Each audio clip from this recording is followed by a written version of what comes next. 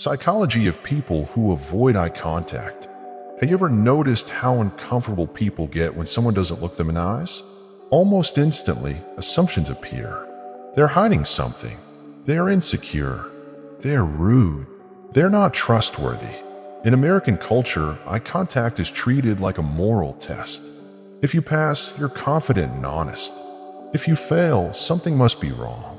But what if avoiding eye contact has very little to do with character, and everything to do with what's happening inside the nervous system? For many people, looking directly into someone's eyes doesn't feel neutral. It feels intense, exposing, overwhelming, like standing under a spotlight that turns every thought louder. And the more they notice the expectation to look normal, the harder it becomes to do it at all. What looks like distance on the outside is often tension, fear, or self-protection on the inside. So what's really going on in the psychology of people who avoid eye contact? For many Americans, the moment eye contact becomes uncomfortable, it's not a conscious choice. It's a physiological reaction. Direct eye contact activates the same systems in the brain that respond to social threat. For people with social anxiety, that activation is amplified. Looking into someone's eyes can feel like being evaluated in real time.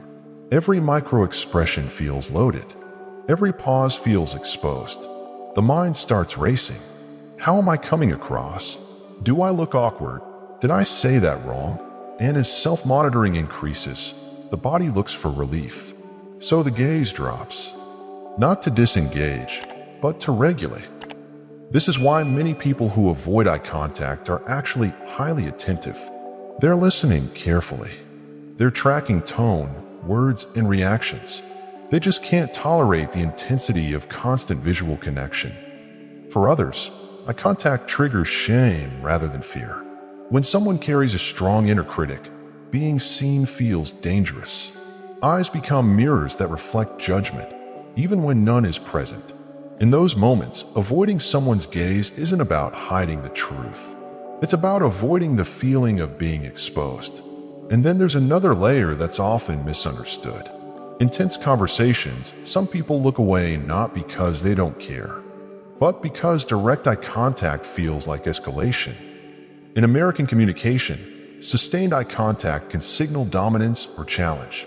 So for conflict-avoidant individuals, softening or breaking eye contact is a way to keep the situation from boiling over. It's a quiet attempt to say, "I'm not a threat. I don't want this to turn into a fight."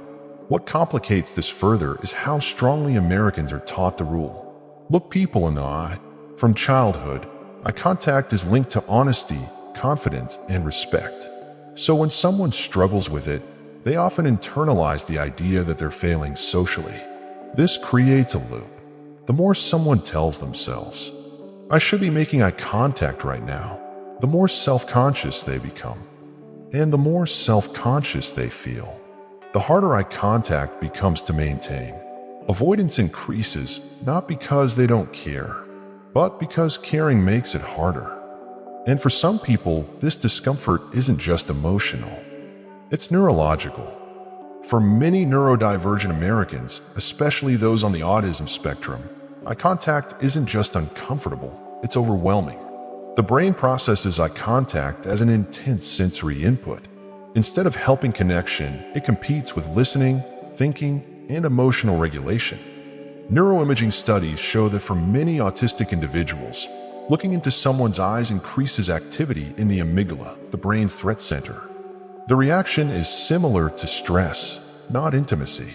So avoiding eye contact becomes a form of self-regulation, a way to stay present in the conversation without becoming overloaded. This is why some people communicate better when they're not forced to look directly at someone. They may understand more, respond more thoughtfully, feel calmer. From the outside, though, this is often misread. In American workplaces and social settings, people who avoid eye contact are sometimes seen as insecure, dishonest, uninterested, or even rude. That misinterpretation adds another layer of pressure. People start monitoring their gaze instead of the conversation. They rehearse when to look up, how long to hold eye contact, when to look away. social interaction turns into performance rather than connection. Over time, this hyper-awareness can make even simple interactions exhausting. And yet, many people who avoid eye contact care deeply about how they come across. They replay conversations later. They worry about whether they offended someone. They think about what they should have done differently. The irony is that their avoidance often comes from heightened sensitivity, not emotional distance. This sensitivity can also show up in subtle ways. Brief glances instead of sustained eye contact. Looking at someone's mouth, nose, or forehead instead of their eyes. Focusing on objects in the room while listening. These aren't signs of disinterest. They are adaptive strategies. But when society treats eye contact as a moral requirement rather than a communication preference, people begin to feel defective for something that's largely automatic. That's why many psychologists now emphasize context over rules. Eye contact isn't one size fits all. Enforcing it, especially for people with anxiety or sensory sensitivity, can actually reduce connection rather than build it. Instead of asking, "Why won't they look at me?"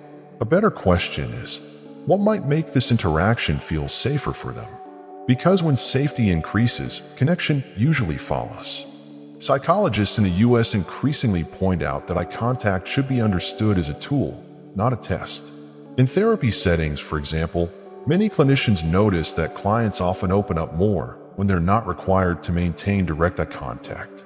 Sitting side by side, looking out a window, or focusing on something neutral can actually make vulnerable conversations easier. The same principle applies in everyday life. When someone feels less observed, less evaluated, their nervous system relaxes. And when the nervous system relaxes, attention, honesty, and emotional presence increase. That's why forcing eye contact as a sign of confidence can backfire. For some people, it doesn't build trust. It triggers self-consciousness or threat responses. In American culture, this is slowly beginning to shift. There's growing awareness that communication isn't just about what looks confident on the surface, but about what allows people to stay regulated and engaged underneath. Especially in diverse workplaces, classrooms, and social spaces, psychologists encourage a more flexible interpretation of nonverbal behavior. Listening matters more than staring. Understanding matters more than performing confidence. For people who avoid eye contact themselves, this reframing can be powerful. Avoiding someone's gaze doesn't automatically mean you're broken, dishonest, or socially incapable. Often, it means your nervous system is trying to protect you from overload. The goal isn't to force yourself into discomfort, but to expand your tolerance gently if you want to. Many therapists recommend gradual, low-pressure exposure rather than rigid rules. Short glances, looking at the space between someone's eyes, practicing in safe relationships rather than high-stakes interactions. And just as importantly, letting go of the belief that eye contact defines your worth or sincerity. For people on the other side of the interaction, empathy matters just as much. If someone avoids eye contact, it may be anxiety. It may be sensory overload. It may be a learned coping strategy, not a lack of respect.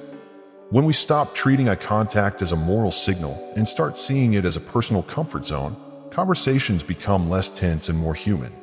Because real connection isn't created by where someone looks. It's created by whether they feel safe enough to be present. And sometimes, the most respectful thing you can offer another person is permission not to perform. That awareness alone can change how communication feels on both sides. So if you recognize yourself in this, if eye contact feels heavy, overwhelming, or simply unnatural, it doesn't mean you're socially broken. It means your system is responding the way it learned to stay safe. Connection isn't measured by how long you hold someone's gaze. It's measured by presence, attention, and respect, all of which can exist without direct eye contact. And the moment we stop forcing ourselves to look confident and start allowing ourselves to feel regulated, communication becomes less about performance and more about real human contact. Sometimes safety comes first, and connection follows.